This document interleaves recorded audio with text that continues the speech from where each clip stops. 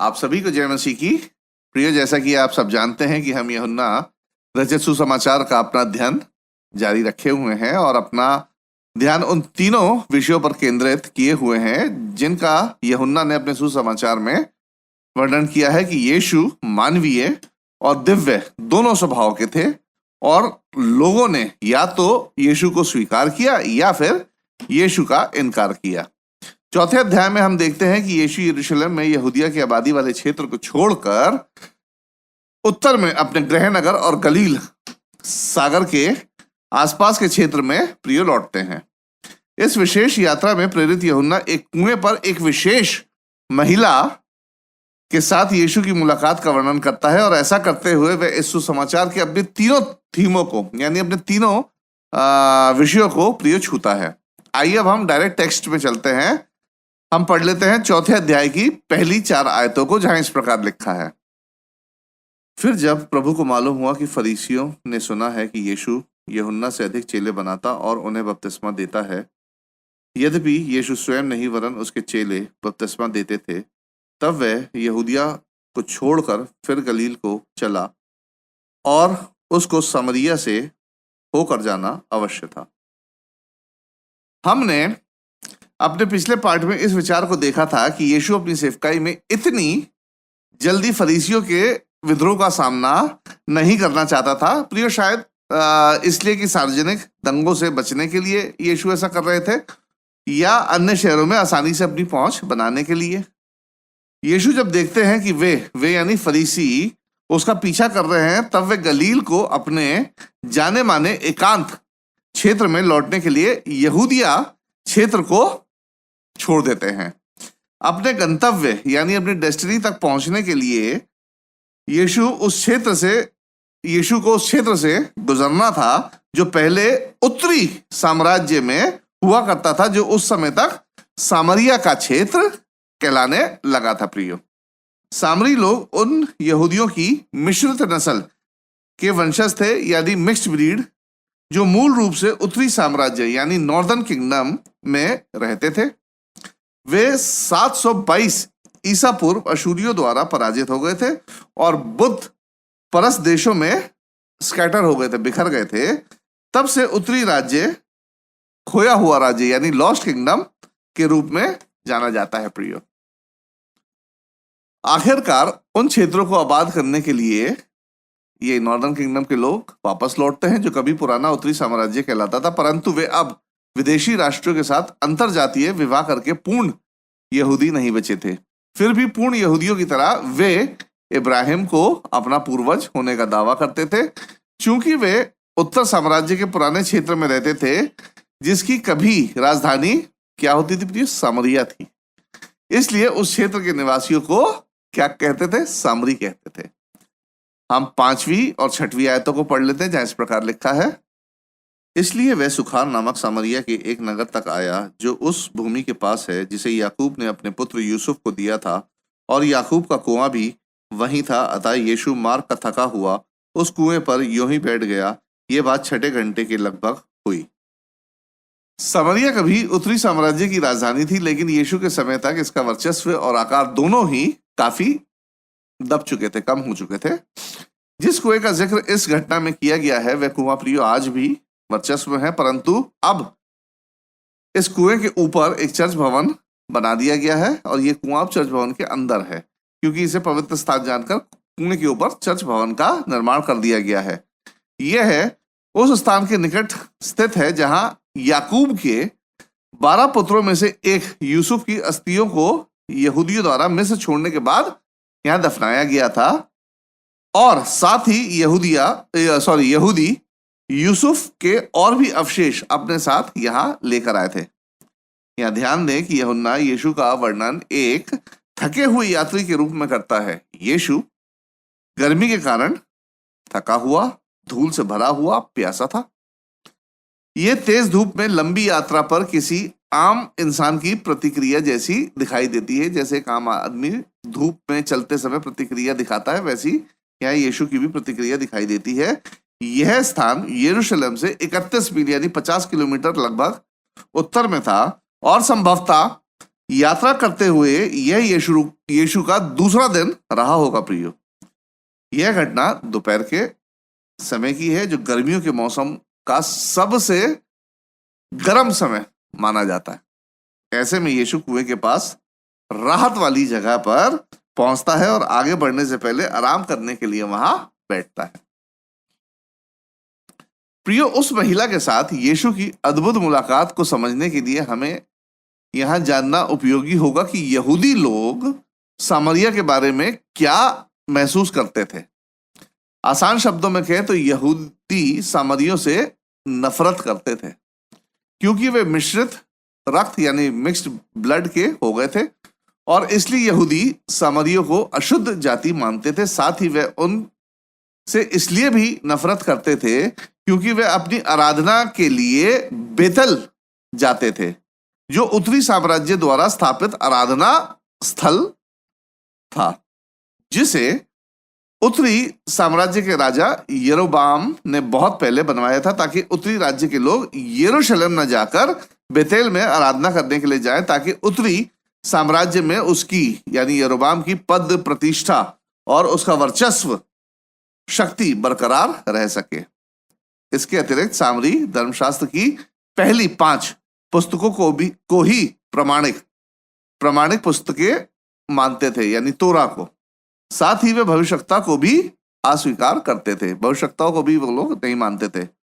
दक्षिणी साम्राज्य के यहूदियों की बंधुआई के निर्वासन के लौटने के बाद यहूदियों ने मंदिर के पुनर्निर्माण के लिए सामरियों की मदद की पेशकश को ठुकरा दिया था। सामरी आगे बढ़े थे कि वो दक्षिण राज्य के लोगों की मदद कर सके, लेकिन यहूदियों ने उनको ठुकरा दिया था। इस अस्वीकृति तथा यहूदियों के ऊंचे रवैये के चलते, यानी उनके अपर एटीट्यूड को देखते हुए, सामरी भी यहूदियों से वैसे ही घृणा करते थे जैसे यहूदी सामरियों से करते थे। ऐसे में यीशु सामरियों के क्षेत्र में प्रवेश करते हैं और एक सामरी महिला से मिलते हैं, जो उस गर्म दोपहरी में पानी भरने आई थी। प्रियो, यहां ध्यान दें कि महिला दोपहर के समय पानी भरने आती है, जो पानी भरने के लिए एक असामान्य समय माना जाता है। ये उचित समय नहीं माना जाता पानी भरने के लिए। पानी भरने का उचित समय अक्सर सुबह या शाम का माना जाता है। असामान्य समय के साथ साथ यह महिला बिल्कुल अकेली थी। यह तथ्य तब अर्थपूर्ण होगा जब हम इस घटना की और गहराई में जाएंगे। आइए हम पढ़ लेते हैं 7वीं और 8वीं आयत, जहां इस प्रकार लिखा है। इतने में एक सामरी स्त्री जल भरने आई। यीशु ने उससे कहा, मुझे पानी पिला, क्योंकि उसके चेले तो नगर में भोजन मोल लेने को गए थे। इस स्थिति में किसी भी इंसान के लिए पानी मांगना एक सामान्य बात होगी। बड़ी दिलचस्प और आश्चर्यजनक बात तो यह थी कि जीवन का झरना यानी स्वयं यीशु मसीह यहां पानी मांग रहा था। यह यीशु का मानवीय स्वभाव था। यीशु अपने चेलों के साथ यात्रा कर रहे थे, जो पास के शहर में भोजन की व्यवस्था, भोजन खरीदने चले गए थे। हम 9वीं आयत को पढ़ेंगे।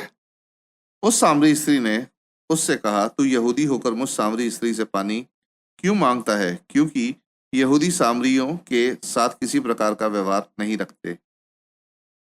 महिला यीशु को उन सामाजिक बाधाओं के कारण झिड़क देती है जो उन्हें अलग करते थे, पुरुष और महिला की बाधा, और फिर यहूदी और सामरी की बाधा। हम 10वीं आयत को भी पढ़ेंगे। यीशु ने उत्तर दिया, यदि तू परमेश्वर के वरदान को जानती और यह भी जानती कि वह कौन है जो तुझसे कहता है मुझे पानी पिला, तो तू उससे मांगती और वह तुझे जीवन का जल देता। यीशु जवाब में परमेश्वर के पुत्र में प्रिय प्रतिक्रिया देते हैं, ना कि थके हुए प्यासे यात्री की तरह। यीशु जवाब में कहते हैं कि वह जो मांगता है उसकी तुलना में वो बहुत छोटा है, जो यीशु उस महिला को देने में सक्षम है, परमेश्वर के पुत्र के रूप में। वास्तव में यीशु जीवित जल की अवधारणा यानी उसके कॉन्सेप्ट को यहाँ प्रस्तुत करते हैं, जो सामाजिक रीति रिवाज या पुरानी प्रतिद्वंद्विता से कहीं आगे थी। यहां यीशु आत्मिक शब्दों का उपयोग करके एक आत्मिक उपहार की पेशकश उस महिला को करते हैं। वास्तव में इस शब्द कौन से शब्द की बात कर रहा हूं मैं? जीवन का जल का प्रयोग पुराने नियम में यिर्मयाह द्वारा दक्षिणी साम्राज्य को उनकी पापपूर्ण मूर्ति पूजा के कारण करीबी विनाश की चेतावनी देने के लिए प्रयोग किया गया था। यिर्मयाह 2:13। यिर्मयाह ने यहां परमेश्वर का उल्लेख किया है जो जीवन, सत्य और प्रकाश और जीवित जल का स्रोत था, जो उन्हें उनके पाप के लिए दंडित करेगा। यीशु महिला से कहता है कि यदि वह जानती कि यीशु कौन है तो वह उसे जीवित जल देता, जिससे उसे आत्मिक जीवन मिल सके, जिसे उस महिला को बहुत आवश्यकता थी। निसंदेह यीशु ये कह रहे थे कि उन्हें जानना और सत्य को जानना और जीवित जल को प्राप्त करना, ये सारी बातें एक ही है। हम 11वीं और 12वीं आयत को भी पढ़ लेते हैं, जहां इस प्रकार लिखा है। स्त्री ने उससे कहा, हे प्रभु, तेरे पास जल भरने को तो कुछ है भी नहीं और कुआं गहरा है, तो फिर वह जीवन का जल तेरे पास कहां से आया? क्या तू हमारे पिता याकूब से बड़ा है, जिसने हमें यह कुआं दिया और आप ही अपनी संतान और अपने पशुओं समेत इसमें से पिया? प्रियो, यहां ध्यान दें कि यह महिला निकोदेमस के समान प्रतिक्रिया दे रही थी। जब निकोदेमस ने यीशु के आत्मिक शब्द, कौन से आत्मिक शब्द पर सवाल उठाया था, वो क्या शब्द थे निकोदेमस के? नए जन्म पर। निकोदेमस ने यीशु के शब्दों को संसारिक शाब्दिक अर्थों में लिया था कि क्या वास्तव में नया जन्म लेने के लिए दोबारा मां के गर्भ में जाना पड़ेगा? सामरी महिला ने भी यीशु के शब्दों को उसी तरह शाब्दिक अर्थ में ले लिया था। उदाहरण के तौर पर कि मुझे नहीं लगता कि तू कुएं के जल की चर्चा कर रहा है, क्योंकि तेरे पास पानी निकालने के लिए कोई बर्तन तक नहीं है और कुआं काफी गहरा है। तो जीवन के जल से तेरा क्या मतलब है? क्या तू याकूब से भी महान है, जिसने मूल रूप से हमें यह कुआं दिया था? दूसरे शब्दों में कहें तो याकूब ने हमें वह कुआं दिया है जो हमारे जीवन और जानवरों का भरण पोषण करता है। क्या तू हमें इससे भी बढ़कर दे सकता है? महिला का विचार कुछ इस प्रकार से चल रहा था। हम 13वीं और 14वीं आयत को भी पढ़ेंगे, जहां इस प्रकार लिखा है। यीशु ने उसको उत्तर दिया, जो कोई ये जल पिएगा वह फिर प्यासा होगा, परंतु जो कोई उस जल से पिएगा जो मैं उसे दूंगा वह फिर अनंत काल तक प्यासा ना होगा, परंतु जो जल मैं उसे दूंगा वह उसमें एक सोता बन जाएगा जो अनंत जीवन के लिए उमड़ता रहेगा। यीशु यहाँ सांसारिक प्राकृतिक जल और जीवन के जल के बीच का अंतर बताते हैं, जो वह उसे देना चाह रहे थे। किसको? महिला को देना चाह रहे थे। सांसारिक प्राकृतिक जल अस्थायी रूप से संतुष्ट करता है, टेम्पररी तौर से संतुष्ट करता है, जबकि जीवन का जल पूरी तरह से अनंत जीवन के लिए तृप्त करता है। प्रियो, जो कोई भी सांसारिक प्राकृतिक जल पीता है वह एक दिन मर जाता है, परंतु जो कोई आत्मिक जीवन के जल को पिएगा वह कदापि ना मरेगा। निसंदेह हम जानते हैं कि यीशु ही स्वयं वह जीवन का जल है और हम उसके वचन पर विश्वास करके उसका पालन करके उस जीवन के जल को प्राप्त करते हैं। हम 15वीं आयत को पढ़ते हैं, जहां इस प्रकार लिखा है। स्त्री ने उससे कहा, हे प्रभु, वह जल मुझे दे ताकि मैं प्यासी ना हूं और ना जल भरने को इतनी दूर आऊं। प्रियो, इस बिंदु पर अब महिला अविश्वास और संदेह से जिज्ञासा की ओर बढ़ती है। इसलिए वह यीशु से 2 प्रश्न पूछती है। क्या उसे यह जल मिल सकता है? और यदि उसे यह जल मिल जाए तो इसका मतलब यह होगा कि उसे हर दिन इसी समय पानी भरने नहीं जाना पड़ेगा। हम आगे बढ़ के 16 से 18वीं आयतों को भी यहां पढ़ते हैं, जहां इस प्रकार लिखा है। यीशु ने उससे कहा, जा अपने पति को यहां बुला ला। स्त्री ने उत्तर दिया, मैं बिना पति की हूं। यीशु ने उससे कहा, तू ठीक कहती है, मैं बिना पति की हूं, क्योंकि तू 5 पति कर चुकी है और जिसके पास तू अब है वह भी तेरा पति नहीं। यह तूने सच ही कहा है। यीशु महिला के निजी जीवन की गहराई में जाकर उसके बदले हुए रवैये का प्रिय जवाब देते हैं। महिला यीशु के सवाल का सही जवाब देती है और यीशु अपनी वास्तविक सच्चाई को और अधिक प्रकट करने के लिए महिला के अतीत, विशेष रूप से उसके पापी पूर्ण अतीत के बारे में बताते हैं। शायद इसलिए, आप देखिए, शायद इसलिए वह दोपहर को पानी भरने के लिए अकेली थी, और शायद यह भी हो सकता है कि महिला की पापी पृष्ठभूमि के कारण गांव की अन्य महिलाओं ने उसका बहिष्कार कर रखा हो। शायद इसीलिए यह महिला दोपहर के समय अकेले पानी भरने आती हो। संभवतः ये रीजन हो सकता है।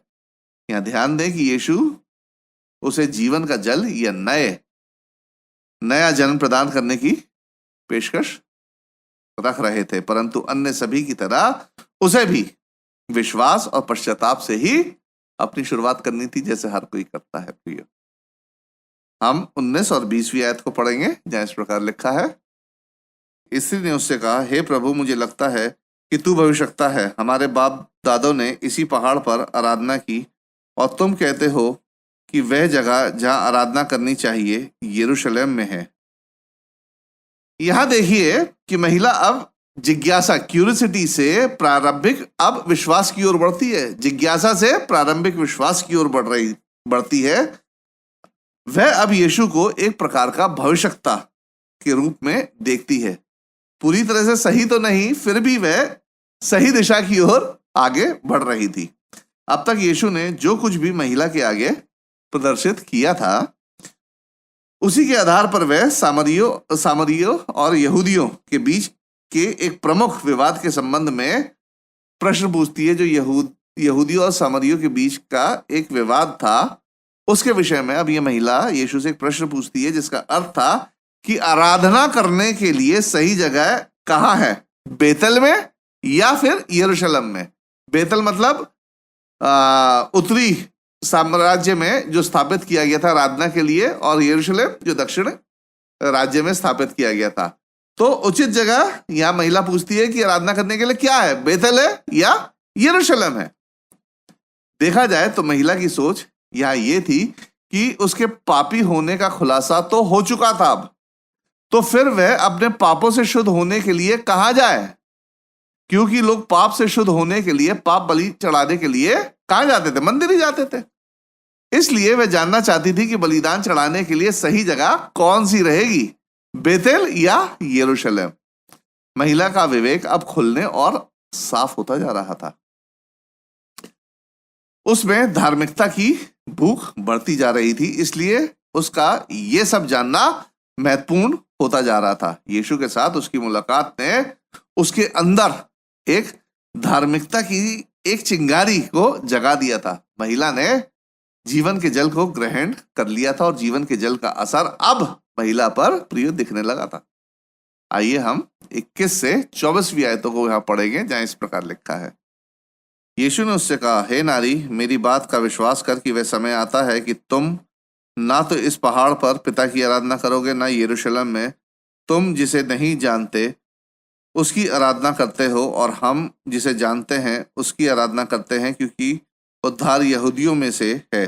परंतु वह समय आता है, वरन अब भी है, जिसमें सच्चे भक्त पिता की आराधना आत्मा और सच्चाई से करेंगे, क्योंकि पिता अपने लिए ऐसे ही आराधकों को ढूंढता है। परमेश्वर एक आत्मा है, और अवश्य है कि उसकी आराधना करने वाले आत्मा और सच्चाई से आराधना करें।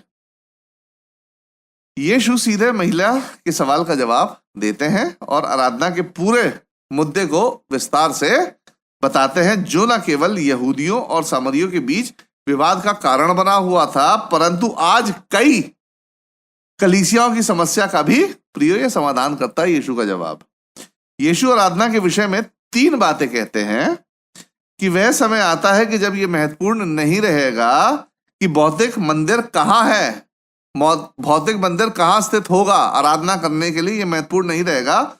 और हम जानते हैं कि यह बात आज सत्य है, क्योंकि हम वे मंदिर हैं जिसमें परमेश्वर निवास करता है, एक इमारत नहीं। साथ ही यह भी महत्वहीन है कि बैठक स्थल कहाँ स्थित है, यानी आराधना का बैठक स्थल कहाँ स्थित है? ये महत्वहीन है। पहला कुरिन्थियों 3:16।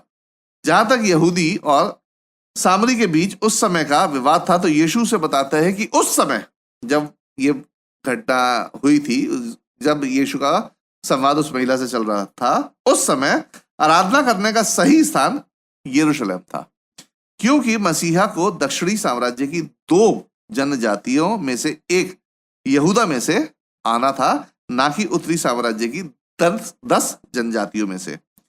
आराधना करने की जगह प्रियो मायने नहीं रखती है। एक व्यक्ति यरूशलेम के मंदिर में होकर भी ठीक से आराधना नहीं कर सकता है यदि उसका मन गलत हो। यदि परमेश्वर भौतिक होता तो भौतिक सामग्री जैसे स्थान, समय, वस्तु आदि जैसी चीजें महत्वपूर्ण होती, परंतु परमेश्वर आत्मा है और भौतिक चीजों से ज्यादा महत्वपूर्ण आत्मिक तत्व होते हैं।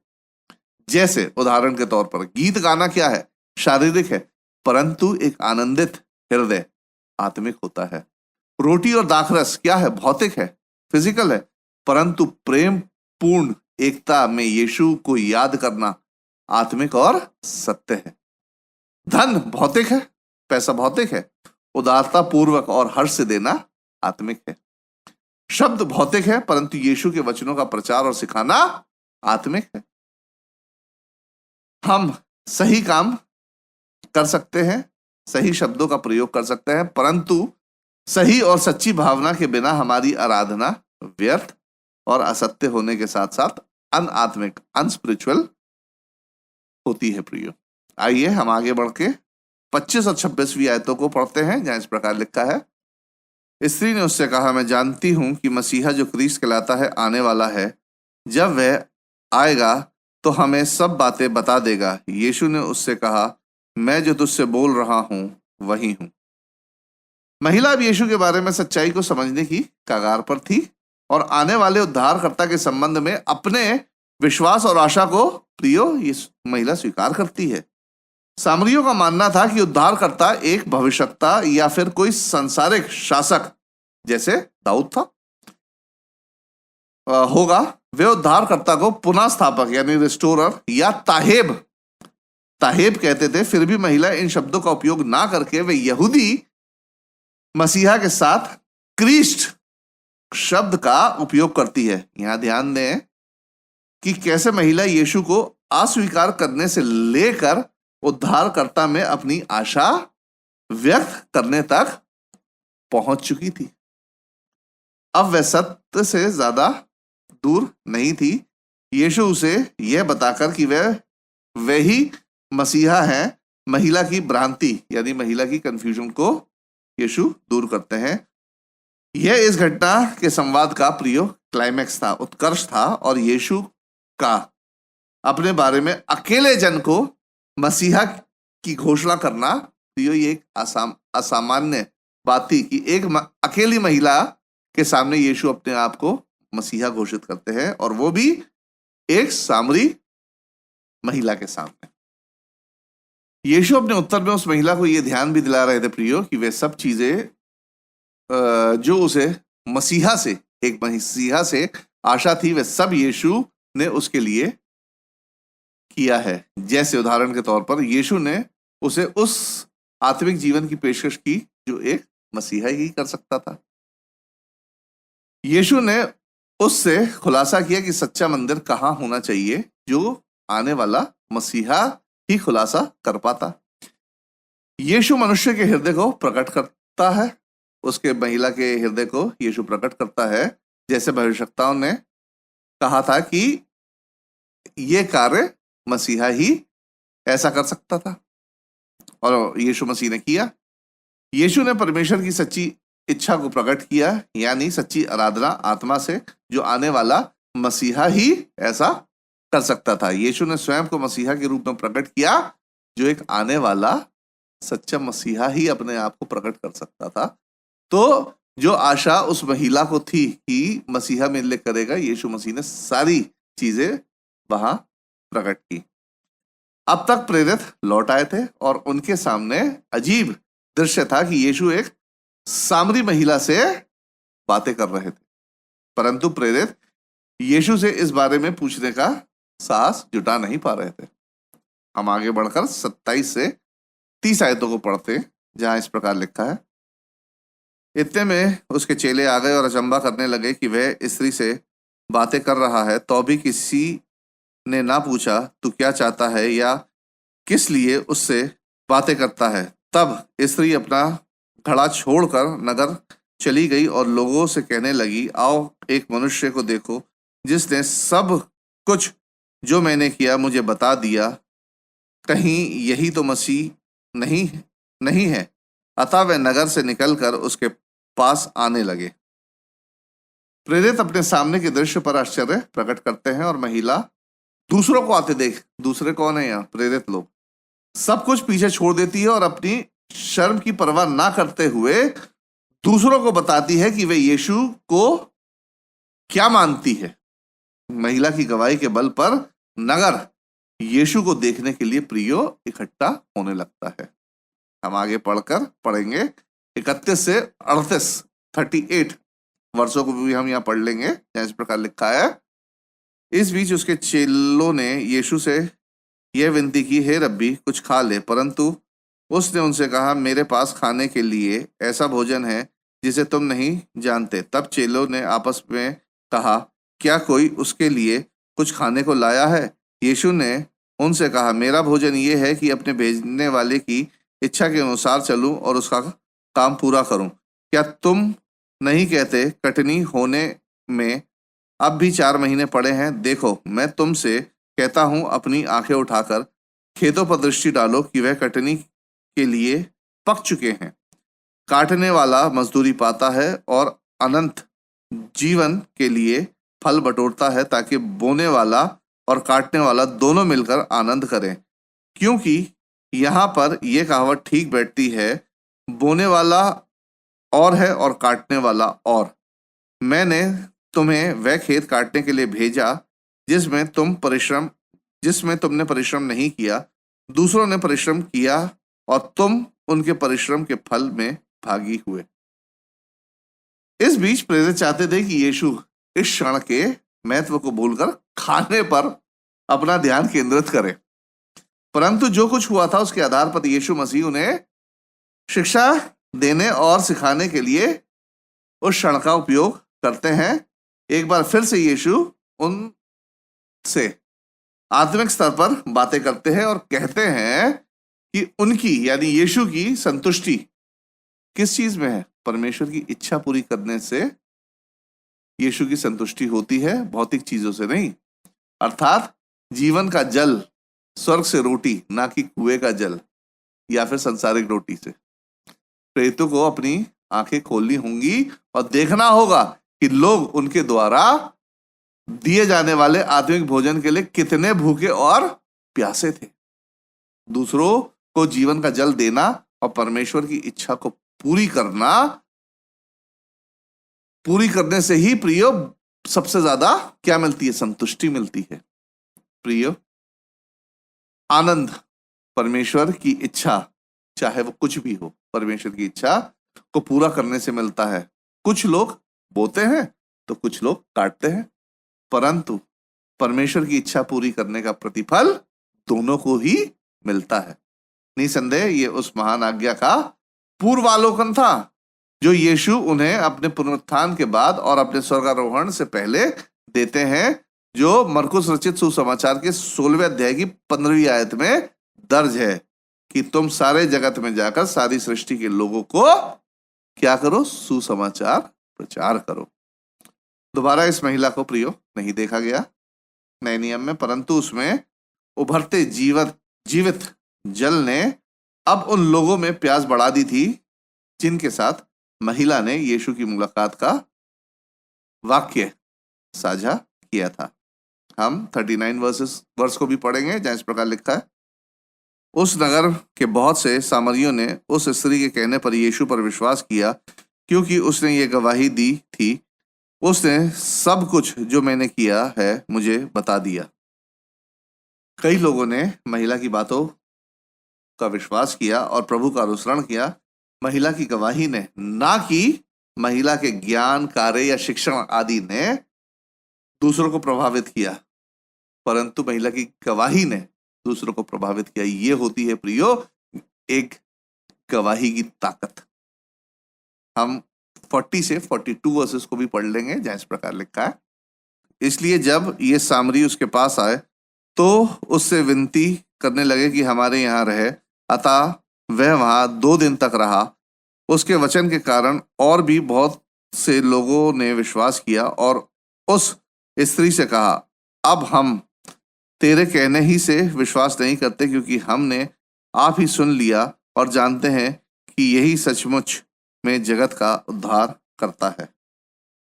महिला की गवाही ने दूसरों को विशेष तरीके से प्रभावित किया। लोग स्वयं यीशु को देखने आए, लोग यीशु को सुनने के लिए अब तैयार थे।